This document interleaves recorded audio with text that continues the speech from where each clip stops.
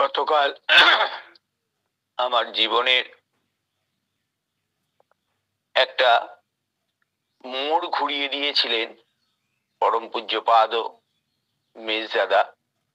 সেখানে আমি শেষ করেছিলাম। সেদিনকে আমার জীবনের, আমি সত্যি কথা, আমি ছিলাম একটা কসাই। আমি জেদ করে মাছ মাংস খেতাম। আমার বাড়িতে ছিল নিরামিষ, কিন্তু আমি জেদ করে মাছ মাংস খেতাম। বন্ধু বান্ধবকে নিয়ে পিকনিক করতাম, নিজে মুরগি ছাড়াতাম, মুরগি কাটতাম, মুরগি ছাড়াতাম, মাংস তৈরি করে নিয়ে বন্ধুরা রান্না করতো, সেটা মিলে পিকনিক করতাম। যার জন্য আমাকে অনেক কষ্ট করেই মেজদা কথাটা আদায় করে নিয়েছিলেন। আর আজকে আমি বুঝতে পারি যে সেদিনকেই আমার অজান্তে আমার নতুন জীবন দান করেছিলেন পরম পূজ্যপাদ মেজদাদা। 1989 সালের ঘটনা বলছিলাম। কালক্রমে 1993 সালে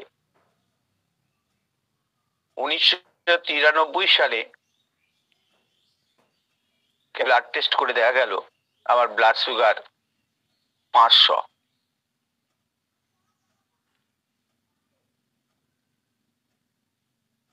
আমি ডাক্তার দেখাবো। প্রথমে আমি হোমিওপ্যাথি ডাক্তারের কাছে গিয়েছিলাম। উনি বললেন এই পরিস্থিতিতে হোমিওপ্যাথি ট্রিটমেন্ট করা যাবে না, আগে অ্যালোপ্যাথি দেখিয়ে এটাকে কন্ট্রোল করতে হবে। আমারই এক বন্ধু আমাকে নিয়ে চলে গেলেন মেডিসিনের ডাক্তার তার কাছে। ওই রাত্রেতেই ডাক্তারবাবু আমাকে দেখে প্রেসক্রাইব করলেন ইনসুলিন। আমি ইনসুলিন নেব বলে আমাদের বাড়ির পাশের একটা দোকানে কম্পাউন্ডারকে বললাম যে তুমি কালকে আমাকে ইনসুলিন দিয়ে আসবে সকালবেলা। আমার মর্নিং স্কুল হচ্ছে, তখন আমি স্কুলে যাব। তুমি ইনসুলিন দেবে, দিলে আমি সেই নিয়ে খাওয়া দাওয়া করে আমি স্কুলে যাব। আমি বসে আছি, কিন্তু সেই ছেলেটি আর এলো না। আমার মনটা খারাপ করে আমি বসে আছি। হঠাৎ কি খেয়াল হলো, আমারই ছাত্রীর বাবা, তিনি একজন ডাক্তার, তার কাছে গেলাম। তিনি আমাকে এই কথা শুনে তিনি বিশ্বাসই করতে পারছেন না যে আমার 500 সুগার। তিনি আবার আমাকে কলকাতায় পাঠালেন ব্লাড টেস্ট করার জন্য। সেই ব্লাড টেস্ট করে নিয়েও দেখা গেল আবার 500। তখন আমাকে অন্য ডাক্তারবাবুর কাছে পাঠালেন। তিনি আমাকে দেখে বললেন যে ওষুধ দিলেন, প্রতিদিন হাঁটার কথা বললেন। তখন আমি জিজ্ঞেস করলাম, ডাক্তারবাবু আমার কি ইনসুলিন নেওয়ার দরকার? তখন বলছেন, তুমি কি পাগল হয়েছো? এই বয়সে ইনসুলিন নিলে কি পরিস্থিতি তৈরি হবে তুমি নিজেই কল্পনা করতে পারছো না। বুঝলাম যে ঠাকুরের অপার করুণায়, তারই ছলে সেই কম্পাউন্ডার এলো না আমাকে ইনসুলিন দিতে। আমি জানতে গেলাম যে কেন তুমি এলে না? তো বলছে আমি ইনসুলিনের অ্যাম্পুলটা ব্যাগে ঢুকিয়েছিলাম, আর সিরিঞ্জটা আমি কাউন্টারে রেখে না নিয়েই আমি শাটার বন্ধ করে বাড়ি চলে গেছি, আমার খেয়াল ছিল না। তাহলে এই যে চক্রধারী নারায়ণের কৃপা, এখান থেকেই শুরু। এবার ওই ডাক্তারবাবু বলছেন যে এইভাবে তুমি চলো, আর বেশি করে মাছ মাংস ডিম খাও। আমি বললাম, ডাক্তারবাবু এই তো এখানেই সমস্যা হয়ে গেল, আমি তো মাছ মাংস ডিম খাই না, আমি তো সম্পূর্ণ নিরামিষ খাই। তখন ডাক্তারবাবু টেবিল চেয়ার থেকে উঠে দাঁড়িয়ে রেগে মেগে বলছে, তাহলে তুমি আমার কাছে আর আসবে না।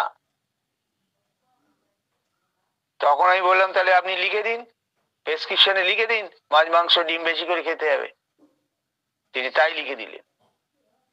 আমি সেই প্রেসক্রিপশন নিয়ে কলকাতায় বড় বড় ডাক্তারকে দেখিয়েছি। দেখিয়ে তারা দ্বিধাহীন ভাবে কেউ বলতে পারলেন না যে মাছ মাংস খাওয়ার দরকার নেই। এও হয় ও হয় করে আমারে ছেড়ে দিলেন। আমি সোজা সেই প্রেসক্রিপশন নিয়ে চললাম আবার দেওঘরে মেজদাদার কাছে। সেই সৎসঙ্গ হসপিটালে মেজদার সঙ্গে আমার সাক্ষাৎ। তিনি আমাকে একটা মেডিকেল জার্নাল খুলে দিয়ে দাগ মেরে দিয়ে বললেন, আন্ডারলাইন করে দিয়ে বললেন, এখান থেকে পড়ে দেখো। তাতে পরিষ্কার লেখা আছে যে মাছ মাংস ডিম এনিম্যাল প্রোটিন, এটা থেকে এক ধরনের অ্যাসিড নির্গত হয়, যে অ্যাসিডটা ইনসুলিন ক্ষরণে বাধা সৃষ্টি করে, ফলে ডায়াবেটিক নিয়ন্ত্রণে থাকতে পারে না, নিয়ন্ত্রণ থাকে না। তখন মেজদাদা বললেন যে তুমি ডাক্তারকে বলবে যে আমি মাছ মাংস খাই, কিন্তু তুমি তোমার মতন তুমি চলবে, কারণ তোমাকে তো সেই ডাক্তারের আন্ডারে থাকতে হবে, তুমি তো বারবার ছুটে ছুটে দেওঘরে আসতে পারবে না, আর এই মিথ্যেতে কোনো দোষ নেই। আমি মেজদার কথা শুনে বাড়িতে চলে এলাম। আমি সেইভাবেই চলতে লাগলাম। 1993 সালে, ওই যে 1993 সালে আমার মেজদাদার কাছ থেকে ফিরে এলাম, ওই 93 সালে আমরা সস্ত্রীক ডিসেম্বর মাসে সস্ত্রীক মেজদাদার কাছে সস্ত্রয় নিয়ে নিলাম। অর্থাৎ 89 সালে আমার মাছ মাংস ছাড়া, আর 93 সালে আমার সস্ত্রয় নিল। আমি যখন মেজদার বাড়ি ছাদে বসে সস্ত্রয় নিচ্ছি, তখন ঠাকুর প্রণামী দিয়েছি, বড়মা প্রণামী দিয়েছি। ঠাকুর প্রণামী দিয়েছি 50 টাকা, বড়মা প্রণামী দিয়েছি 20 টাকা দিয়ে। সস্ত্রী নেওয়ার পর আমি যখন মেজদাদাকে প্রণামী দিচ্ছি, আমি 100 টাকা দিয়েছি। মেজদাদা বলছেন, তোর জীবনে কিছু হবে না। আমি তো হতচকিত হয়ে গেলাম। উনি বললেন, ঠাকুর হচ্ছে আমাদের মাথার উপরে আছেন, ঠাকুর হচ্ছে আমাদের সব। তুই ঠাকুরকে দিলি 50 টাকা আর আমাকে দিচ্ছিস 100 টাকা, এই বোধ তোদের কবে হবে? বলে ওই 100 টাকাটা ঠাকুর প্রণামীতে দিলেন, 50 টাকাটা বড়মার প্রণামীতে দিলেন, আর 20 টাকাটা নিজের প্রণামী নিলেন। অর্থাৎ প্রতিটা পদে পদে ঠাকুর পরিবার, আচার্য পরিবার আমাদেরকে হাতে ধরিয়ে শিখিয়ে দিচ্ছেন আমাদের চলনের পথটা কি হবে। তাই জীবন্ত আদর্শকে আমরা যদি সঙ্গে করে নিয়ে না চলি, তার ফল কি হতে পারে আজকের সমাজ দেখতে পাচ্ছে। আর আজকের সৎসঙ্গী পরিবার যারা ঠাকুরকে ধরে ঠাকুরান্ত প্রাণ হয়ে চলছে, তারা, যারা ঠাকুর ছাড়া হয়তো অন্যান্য দেবদেবীর পূজা করছে তারা, কিন্তু তাদের চলনে নিরাকার ঈশ্বর আর সাকার ঈশ্বর হাত ধরে তিনি চলার কায়দা শিখিয়ে দেন, তাকেই জানিস গুরু বলে। তাই জন্য হচ্ছে জীবন্ত আদর্শের প্রণাম প্রয়োজন। আমরা তাকে নিয়ে চলছি, তাই আমরা ভালো আছি। আমরা সকলকেই তাই বলবো, তাকে জীবনের কেন্দ্রে রেখে, তাকে জীবনের আমাদের প্রতি মানুষের মাথায় নিয়ে চললে আমাদের জীবনটাকে রক্ষা করার দায়িত্ব তিনি নিয়েছেন। তোমার উন্নয়নের জন্য আর তোমাকে ভাবতে হবে না। একটি দাদা, ঠাকুর তখন হিমায়তপুর আশ্রমে আছেন, আর তার স্ত্রী তাদের ছোট্ট সন্তানকে নিয়ে ঠাকুর আশ্রমে এসছেন। বলছেন, ঠাকুর, আমার এই ছেলেটা বড় দুস্থ, দুরন্ত, বাড়ি দুরন্ত। ওর সারাদিন লেখাপড়া কিছু করে না, সারাদিন লেখাপড়া কিচ্ছু করে না, শুধু মাঠে মাঠে ঘুরে বেড়ায় আর ঘুড়ি ওড়ায়, এটা ওটা সেটা খেলা করে, ঠাকুর এ মানুষ হবে না, আমাকে তো কাজে কমে বেরিয়ে যেতে হয়, ঠাকুর আপনি ওকে আশ্রমে রেখে দিন, ওকে একটু মানুষ করে দিন। তখন ঠাকুর সেই বাচ্চাটাকে, তার নাম ছিল আশুতোষ, আশুতোষ জানা, বলছে মণি তুই এখানে থাকবি, আমি তোকে সব দেব। তা আশু বলছে থাকবো। আশুকে রেখে বাবা মা তাদের গ্রামের বাড়িতে ফিরে গেল। আশুতোষ তার সারাদিনের কাজ হচ্ছে ওই ঘুড়ি ওড়ানো, আর ঠাকুর তার ঘুড়ি সাপ্লাই দিতেন, ঘুড়ির যাবতীয় সরঞ্জাম ঠাকুর সাপ্লাই দিতেন, ঘুড়ি ওড়ানো, গুলি খেলা, তাস খেলা, সব ছিল আশুর নেশা। এইভাবে চলতে চলতে একদিন ঠাকুর বললেন, আশু তোর লেখাপড়া করতে ইচ্ছা করে না? তো বলছে হ্যাঁ তা করে। তা তুই ভর্তি হ স্কুলে, বলে আশুতোষকে পঞ্চানন সরকারদা তখন ছিলেন ওই সৎসঙ্গ আশ্রমের হিমায়তপুরের ওই তপবন বিদ্যালয়ের ইনচার্জ, পঞ্চানন দাকে বলে আশুকে স্কুলে ভর্তি করে দেওয়া হয়। আশু স্কুলে যায়। একদিন পঞ্চানন সরকারদা এসে ঠাকুর প্রণাম করে বসেছেন।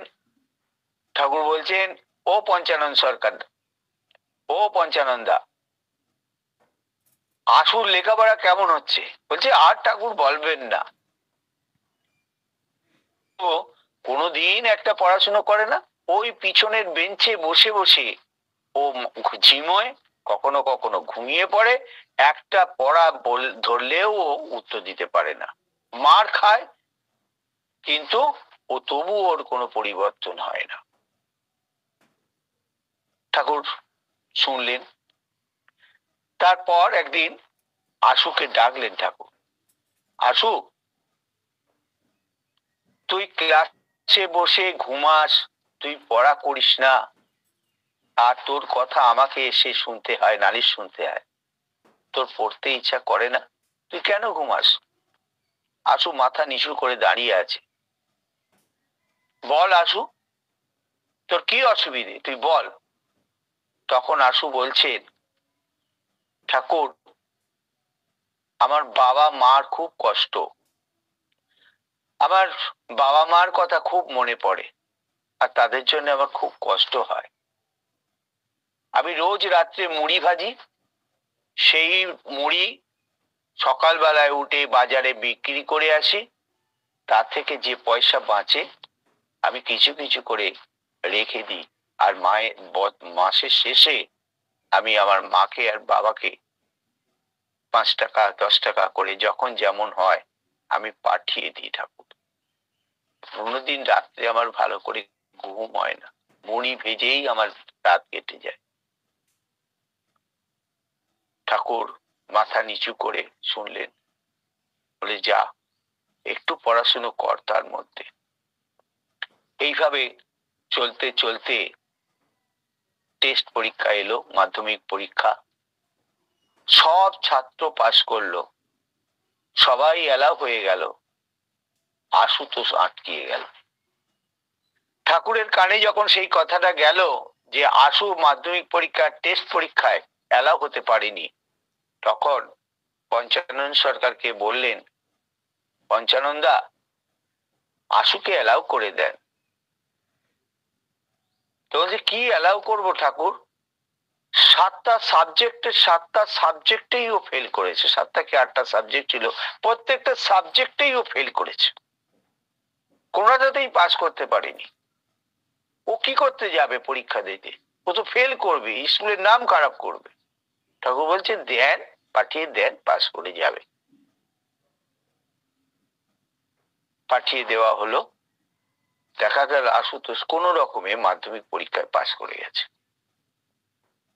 ইতিমধ্যে ঠাকুর পাবনা ছেড়ে দেওঘরে চলে এসছে। দেওঘরে ঠাকুর আছেন। এখানে আবার নতুন করে সমস্ত সেট করা হয়েছে, চলছে। বহুদিন পর ঠাকুর বাংলোতে বসে আছেন। সকালবেলায় দেখছেন ধুতি পাঞ্জাবি পরা একটা ভদ্রলোক ঠাকুরের দিকে এগিয়ে আসছে। ঠাকুর উদ্গ্রীব হয়ে চেয়ে আছেন। কাছাকাছি এলে বলছেন, আসু না। আশুতোষ এসে ঠাকুর প্রণাম করে উঠে বলছেন, হ্যাঁ ঠাকুর, আমি আসু।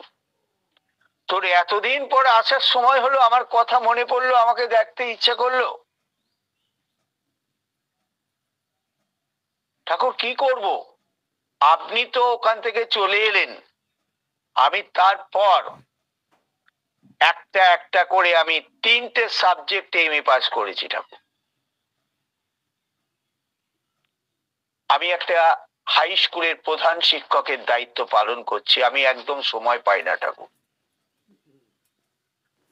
আজ আমি কয়েকদিন ধরে চেষ্টা করে সমস্ত দায় দায়িত্ব একজনকে বুঝিয়ে দিয়ে সমস্ত বাঁধনকে ছিন্ন করে আজ আমি তোমার কাছে এসেছি তোমার সঙ্গে দেখা করব বলে।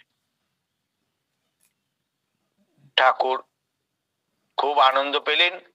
পেয়ে পাশে যে দাদারা ছিলেন তাদের দিয়ে আশুতোষকে পাঠিয়ে দিলেন তার থাকা খাওয়ার ব্যবস্থা করে। ঠাকুরকে ঘিরে বসে আছেন পঞ্চানন সরকার দা, শরৎ হালদার দা, যতীন দা প্রমুখ বিখ্যাত স্বনামধন্য ব্যক্তিত্ব সৎসঙ্গ জগতের সকলেই বসে আছে। আর তারা ওর মুখের দিকে চাওয়াচাওয়ি করছে। আশুতোষ চলে যাওয়ার পর পঞ্চানন সরকারদা জিজ্ঞাসা করছেন, ঠাকুর, এটা কি করে সম্ভব? যে ছেলেটা মাধ্যমিক পরীক্ষায় 8টা সাবজেক্টের 8টা সাবজেক্টেই ফেল করলো,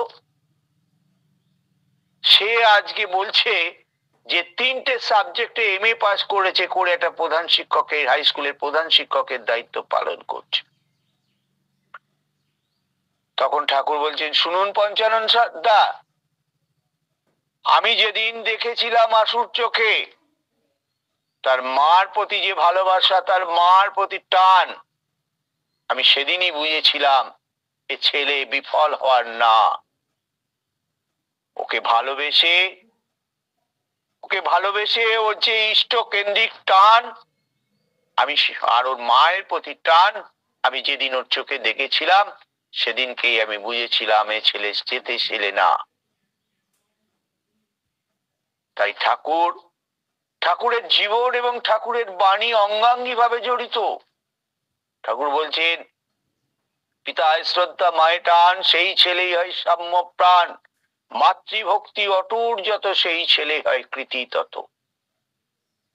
তাহলে ঠাকুর একটা প্রাণকেও তুচ্ছ তাচ্ছিল্য করেননি। প্রত্যেকটা প্রাণ ছিল ঠাকুরের কাছে সমান গুরুত্বপূর্ণ। চোখে আঙুল দিয়ে ঠাকুর জীবন দিয়ে দেখিয়ে দিলেন তার বাণী শুধুমাত্র কথার কথা না, শুধু শব্দ দিয়ে রচনা না, তার বাণী মানে হচ্ছে তার জীবন দিয়ে তার পরীক্ষা দেখিয়ে দেওয়া।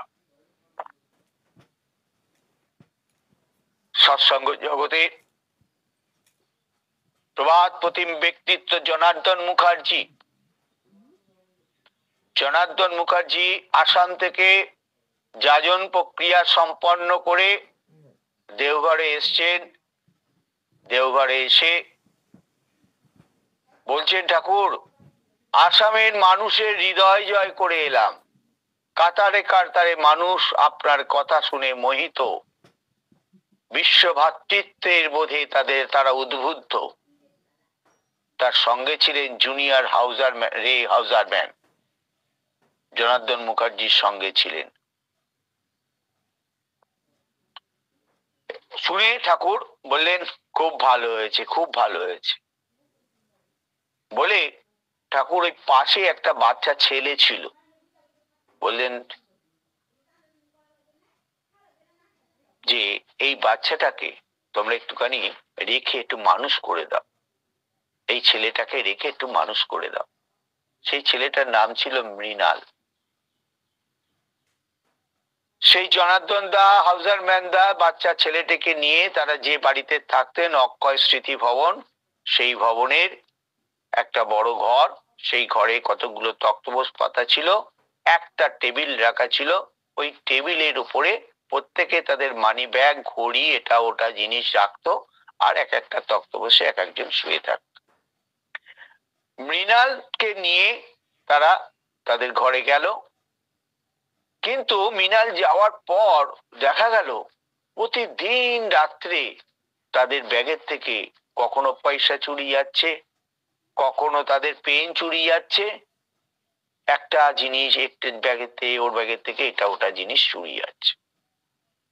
তখন প্রত্যেকেই আলোচনা করে, মানে কে চুরি করছে, কে নিচ্ছে তাদের জিনিস, সেটা দেখার জন্যে তারা একদিন রাত্রে সকলেই ঘুমিয়ে থাকার ভান করে পড়ে থাকলো এবং দেখছে বেশ রাত্রে উঠে মৃণাল ব্যাগের থেকে পয়সা ছড়িয়ে পকেটের মধ্যে ঢুকছে। উঠে মৃণালকে হাতে নাতে ধরলো, ধরে উত্তম মধ্যম চট চাপ্পড় দিয়ে সকালবেলা হলে বাড়ির থেকে বের করে দিল, ঘরের থেকে বের, যা দূর হয়ে যা এখান থেকে বলে ওকে বের করে দিয়ে ঠাকুর প্রণাম করতে এসছে। জনার্দন দা আছেন, হাউজারম্যান দা আছেন, প্রতিদিন তারা প্রণাম করতে আসে, কিন্তু হঠাৎ সেদিন ঠাকুর জিজ্ঞেস করলেন, ও জনার্দন দা, আপনাদের যে মৃণালকে দিলাম তার খবর কি? তখন বলছেন, আর ঠাকুর বলবেন না। হাউজারম্যান দা বলছেন যে আর ঠাকুর বলবেন না, ও একটা আস্ত চোর, ওকে কি মানুষ করব, এই এই এই এই ঘটনা ঘটেছে, এইভাবে ওকে হাতে নাতে ধরেছি, আজকে সকালে উত্তম মধ্যম দিয়ে ওকে বাড়ি থেকে বের করে দিয়েছি। ঠাকুর বলছেন, ও জনার্দন দা, বিশ্ব ভ্রাতৃত্ববোধ কোথায় গেল? এত প্রেম ভালোবাসার কথা বলেন, মানুষকে শোনান, একটা মানুষের, একটা বাচ্চা ছেলের মনের মধ্যে কি দুঃখ আছে, কি কারণে সে চুরি করছে, তাকে না বুঝে তাকে মারধর করে বের করে দিলেন। যান, তাকে যেখান থেকে পারেন ধরে নিয়ে আসুন। দুজন মাথা নিচু করে শুনে বেরিয়ে গেলেন।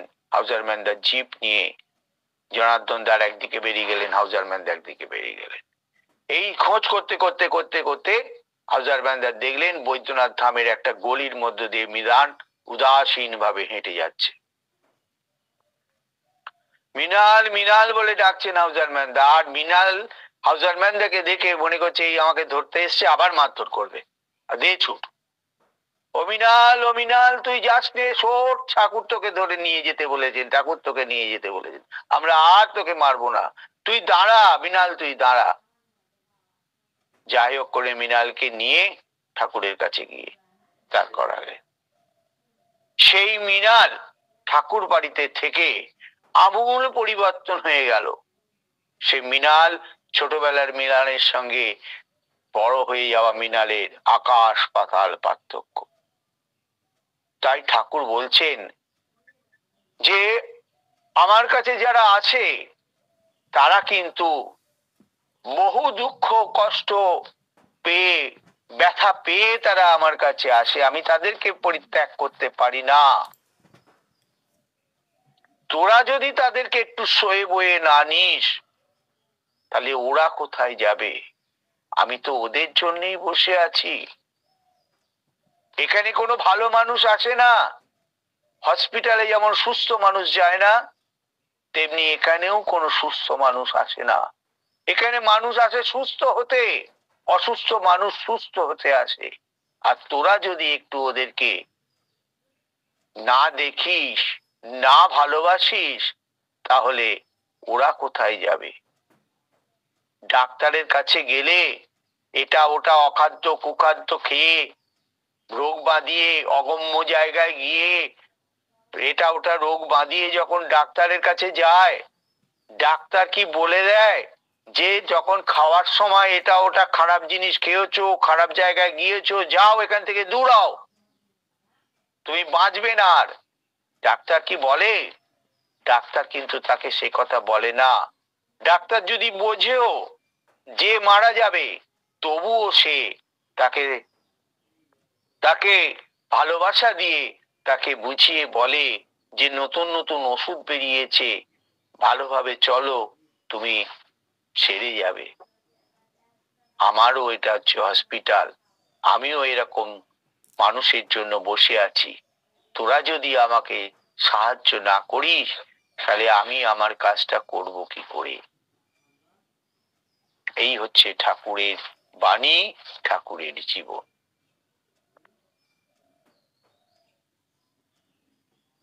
শ্রীকান্ত বর্মা হিমায়তপুর, বাংলাদেশের পাবনা আশ্রমের পাশে ঋত্বিক শ্রীকান্ত বর্মা একটা চিঠি লিখেছেন। ঠাকুর তখন দেওঘরে। চিঠিটা বাংলাদেশ থেকে ঠাকুরের কাছে এসে পৌঁছিয়েছে দীর্ঘ সময় পরে। দীর্ঘ সময় পরে, প্রায় 3 মাস পরে চিঠিটা এসে পৌঁছেছে। ঠাকুর বললেন পড় চিঠিটা।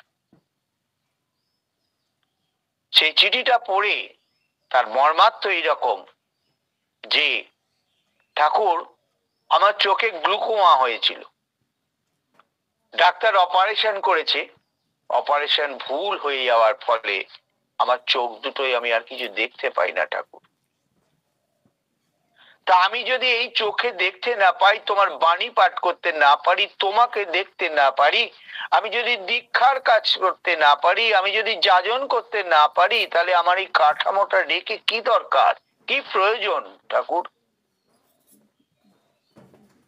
তুমি এই কাঠামোটা পরিবর্তন করে তোমার কাছে আমাকে নিয়ে যাও, আমি আর বেঁচে থাকতে চাই না। ঠাকুর মাথা নিচু করে চিঠির বক্তব্য শুনলেন, কোনো মন্তব্য করলেন না।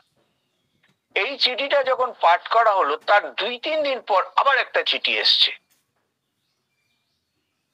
সেই চিঠিটা পাঠ করা হলো। সেই চিঠিতে লেখা আছে, ঠাকুর, আমি একটা চিঠি পাঠিয়েছিলাম, সেই চিঠির কোনো উত্তর পাইনি, কিন্তু চিঠিটা পাওয়ার পর আমার ভিতরে আমি যেন অনুপ্রেরণা পেলাম, যে যা অনুপ্রেরণা পেলাম আমি সেই মতন কাজ করলাম।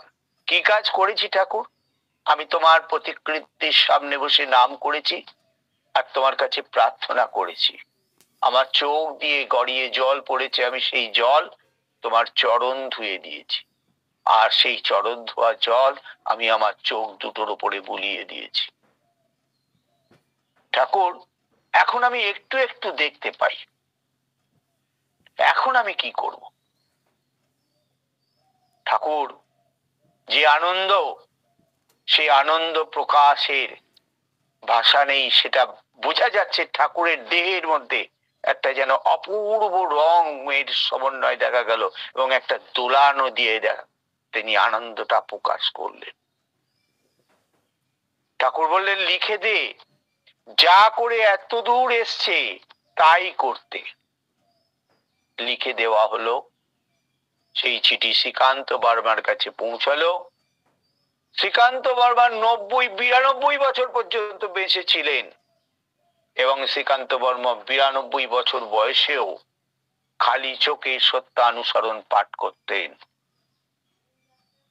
ঠাকুরের কথা, সত্যানুসরণের কথা, বিশ্বাস, নির্ভরতা, আত্মত্যাগ, এই 3টি বীরত্বের লক্ষণ। শ্রীকান্ত বর্মার বিশ্বাস, ঠাকুরের প্রতি অগাধ বিশ্বাস, অন্ধ চোখ আবার আলোর দর্শন পেল। বিশ্বাসে কি হতে পারে? সৎসঙ্গ জগতের অসংখ্য অসংখ্য উদাহরণ আছে। ঠিক এর বিপরীত ঘটনা জনার্দন মুখার্জি। জনার্দন মুখার্জিকে ঠাকুর বলতেন, আমার সৎসঙ্গ জগতের মধ্যাহ্ন গগনের সূর্য। জনার্দনের জিহ্বায় সরস্বতীর বাস। Janardan সৎসঙ্গের tall man. এইভাবে বাগ্মী জনার্দন মুখার্জিকে, বামপন্থী নেতা বা জনার্দন মুখার্জিকে ঠাকুর বিশেষণে ভূষিত করতেন। একদিন সেই জনার্দন মুখার্জিকে ঠাকুর প্রশ্ন করছেন, ও জনার্দন, তোকে যদি অনেকদিন কথা না বলে থাকতে হয়, তুই পারবি? জনার্দন মুখার্জি বলছেন না পারার কি আছে, অনেক তো বললাম, আপনার কথা অনেক তো বললাম, এবার নতুন প্রজন্মের মানুষ বলুক। আমি সে কথা বলছি না জনার্দন, আমি বলছি তোকে যদি অনেকদিন কথা না বলে থাকতে হয় তুই পারবি? আবার সেই একই উত্তর, নতুন প্রজন্মের ছেলেরা বলুক, আমি তো অনেক বললাম। তখন ঠাকুর হুমকি সুরে বলে এলেন, জনার্দন আমি সে কথা বলছি না, তোকে যদি কথা না বলে থাকতে হয় তুই পারবি কি না, আমি সেটা জানতে চেয়েছি। তখন জনার্দন মুখার্জি বলছেন, না পারার কি আছে, পারবো। ঠাকুর ডান দিকে মাথাটা করা ছিল, বাঁ দিকে মাথাটা করে নিয়ে এলেন। এই জনার্দন মুখার্জি কলকাতায় যখন রয়েছেন তার কিছুদিন পর, তখন পশ্চিমবঙ্গের মন্ত্রী তরুণকান্তি ঘোষ, তার বন্ধু ছিল, জনার্দন মুখার্জির বন্ধু লোক ছিল, রাইটার্স বিল্ডিং থেকে গাড়ি পাঠিয়ে দিয়েছেন, জনার্দন মুখার্জিকে যাওয়ার কথা বলছেন। জনার্দন মুখার্জি এবং আরো একজন ভক্ত মানুষ, ঠাকুরের ভক্ত মানুষ, তাকে সঙ্গে নিয়ে সরকারি ফ্ল্যাগ লাগানো গাড়িতে করে যখন বাড়ি থেকে সামান্য একটু এগিয়েছে, কিলোমিটার 1 কিলোমিটার 2 কিলোমিটার গিয়েছে, জনার্দন মুখার্জি পাশে সেই গুরু ভাইয়ের কোলের মধ্যে ঢলে পড়লেন। তার মুখ বেঁকে যেতে লাগলো, তার পা বেঁকে যেতে লাগলো, হাত বেঁকে যেতে লাগলো।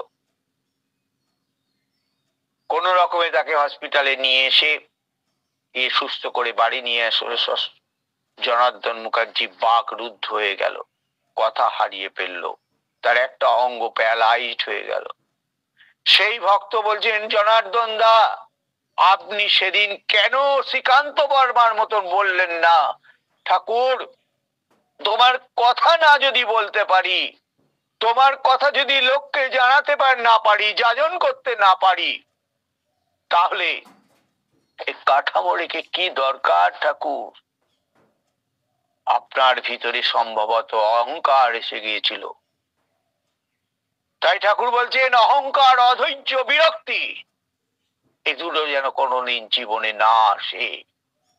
আমরা ঠাকুরের চরণে এসেছি আমাদের এই প্রবৃত্তি, এই বৃত্তিগুলোকে দমন করে, সুবৃত্তিগুলোকে, ওই বৃত্তিগুলোকে নিয়ন্ত্রণ করে মানব কল্যাণে, মানুষের কল্যাণে ব্যবহার করার জন্যে ঠাকুর আমাদেরকে ধরা দিয়েছেন। আমরা যারা ঠাকুরকে পেয়েছি আমরা ভাগ্যবান। ঠাকুর আমাদেরকে ধরা দিয়েছি, আমরা ধরতে পারিনি। সবাই ঠাকুরকে ধরতে পারবেন না, সদ্গুরু সবাই পার না। আমরা এই জন্মে পেয়েছি, আমরা ভাগ্যবান। আমরা অতি প্রত্যেকে চেষ্টা করব তার কথা মাধ্যমে, তার বাণীর মাধ্যমে, তার জীবনের মাধ্যমে তিনি আমাদের মধ্যে বেঁচে আছেন আচার্য পরম্পরায়। তাই তাকে ভালো যদি আমরা বাসি, তাহলে আমরা একটা মানুষকেও তুচ্ছ তাচ্ছিল্য করতে পারবো না। আমার প্রতিবেশী যে আমার প্রতি সবচেয়ে খারাপ ব্যবহার করে, তার প্রতি যদি আমি সবচেয়ে ভালো ব্যবহার করতে পারি, তাহলেই বুঝবো যে তোমার ঠাকুরত্ব তোমার মধ্যে জেগেছে। উপস্থিত সকল দাদা ও মায়ের